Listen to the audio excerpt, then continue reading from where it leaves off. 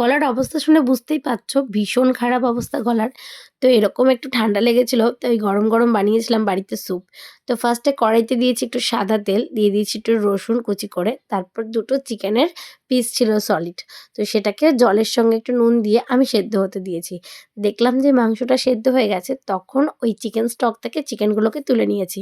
তখন ওই স্টকের মধ্যে দিয়ে দিচ্ছি এক এক করে পেঁয়াজ কুচি, গাজর গ্রেট করা, ক্যাপসিকাম কুচি, তারপর দিয়েছি পেঁয়াজ কলি আর একটুখানি লঙ্কা দিয়েছিলাম। আর চিকেনগুলোকে একটা চামচের সাহায্যে ছাড়িয়ে নিয়েছি। তারপরে ওই স্টকের মধ্যে চিকেন দিয়ে দিচ্ছি, একে একে সোয়া সস, একটু ঝালের জন্য ব্ল্যাক পেপার, তারপরে দিচ্ছি কর্নফ্লাওয়ার গুলিয়ে জলটা। আর তার সবার লাস্টে দেবো ডিম।